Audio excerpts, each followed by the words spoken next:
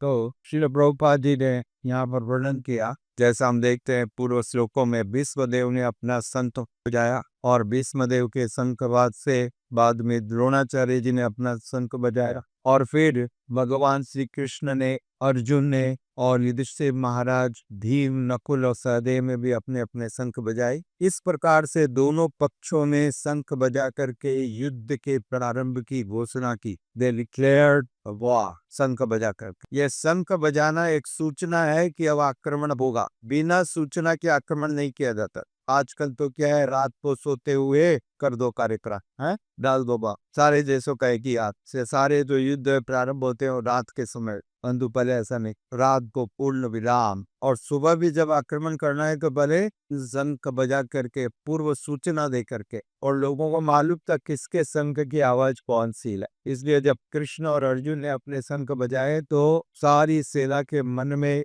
उल्लास हुआ, हैप्पीनेस और कॉन्फिडेंस आया कि इसमें पांडवों के पक्ष की विजय होने वाली है। ये महत्वपूर्ण विषय है जानने का, इसको वीर कहते हैं। तो पांडवों के पक्ष में श्री कृष्ण थे, इसलिए पांडवों को पूर्ण विश्वास था। बहुत सुंदर वर्णन हम देखते हैं जब भगवान अपने कक्ष में लेटे हुए थे, विश्राम कर रहे थे। He was taking rest, Lord Shri Krishna में। तब दुर्योधन पहले उनके कक्ष में प्रवेश किया और दुर्योधन कक्ष में प्रवेश करके, जैसा आप जानते हैं दुर्योधन का स्वभाव, दुर्योधन इतना अहंकारी है, तो भगवान के सर के आगे बैठ गए बगल में और प्रतीक्षा करता था कि कब भगवान के नेत्र खुलेंगे, नींद टूटेगी तो मैं ये सबसे पहले मांग लूंगा क्योंकि मैं इधर बैठा हूँ। और उसके बाद में अर्जुन प्रवेश किए उस कक्ष में। अर्जुन भी मांगने के लिए आए थे, दुर्योधन भी मांगने के लिए आए था भगवान का फेवर। तो अर्जुन ने देखा, अर्जुन ने सोचा मैं तो भगवान के चरणों का पुजारी हूँ, तो अर्जुन भगवान के चरणों के नीचे बैठ गया।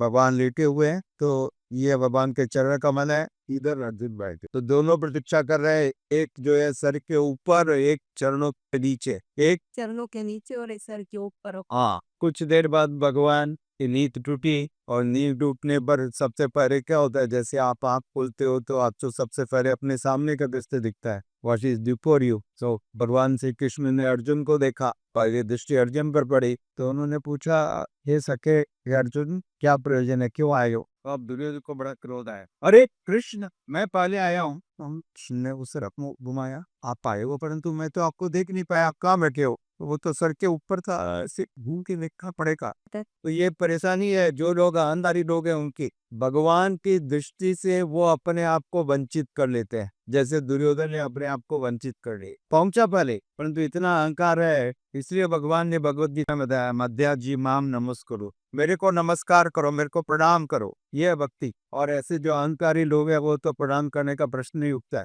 है, हाथ मिलाइए आओ। यह दुर्योधन वहां पर गया, परंतु कृष्ण ने कहा मैंने तो पहले अर्जुन को देखा है। तो निश्चित रूप से अर्जुन मांगे के पहले जो फेवर से आते हैं, जो कुछ मेरे से अपेक्षा करते हैं, परंतु आप दोनों को मैं पहले बता देता हूँ, पहले आप लोग मांगो, उसके पहले इस बात को स्पष्ट कर दूं कि मैं युद्ध में भाग लेने वाला नहीं हूँ। हाँ, मैं युद्ध में और यहाँ तक कि मैं कोई अस्त्र शस्त्र भी नहीं उठाऊंगा, मेरे से अपेक्षा मत करा। तो अब आप लोग निश्चित करके मांगो जो मांगना है। मेरी सेना जो है वो युद्ध करेगी एक्टिवली, इतनी बड़ी सेना है, चतुरंगी सेना, वो सेना युद्ध करेगी। उसमें बड़े बड़े सेनापति हैं, बुरी सेव्य है, बड़े बड़े सेनापति हैं, वो युद्ध करेंगे, परंतु मैं तो युद्ध करने वाला नहीं हूँ। तो पहले ये प्रस्ताव दिया गया अर्जुन को, क्योंकि भगवान ने सबसे पहले अर्जुन के ऊपर दृष्टि डाली थी। तो अर्जुन ने ठीक है भगवान, मैं मांगता हूँ, मेरी एक ही इच्छा है कि आप मेरे साथ रहो, आप मेरा मार्गदर्शन करो। उन्होंने कहा अर्जुन, सोच के मांग रहे हो, समझ के मांग रहे हो। बोला हाँ, समझ के मांग रहा हूँ,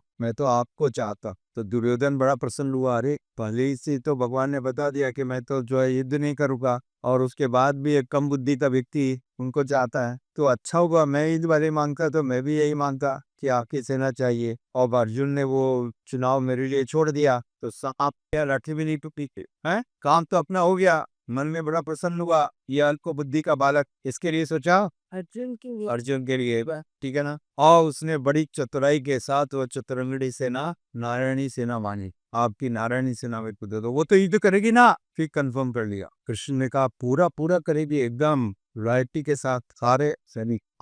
अब तो अपनी जीत में कोई संदेह नहीं रह गया, अब नो डाउट, अब तो अपनी इतनी बड़ी सेना है, भीष्म है, कर्ण है, द्रोण है, और अब ये नारायणी सेना जिससे भगवान सब जगह विजय करते थे, वो सेना भी मेरे पक्ष में है, वो सेना भी मेरे पक्ष में है। तो आप किस बात का संदेह रखें? तो हम देखते हैं जब भगवत गीता प्रारंभ हुई, पहले श्लोक में धृतराष्ट्र कहते हैं धर्म क्षेत्रे कुरुक्षेत्रे समवेता युयुत्सव। तो प्रश्न से प्रारंभ होती है भगवत गीता, और भगवत गीता का अंतिम श्लोक है, संजय ने कहा, संजय बताते हैं, यत्र योगेश्वर कृष्ण तत्र पार्थ धनुर्धर, यत्र योगेश्वर कृष्ण यत्र पार्थो धनुर्धर, तत्र श्री विजयो, श्री और विजय दोनों, भूति ध्रुवा, ध्रुव सत्य, ध्रुव सत्य मतलब अटल सत्य, अटल सत्य, कोई एक्सेप्शन नहीं होना है, इसको कहते हैं ध्रुव सत्य। जिस प्रकार से ध्रुव तारा है,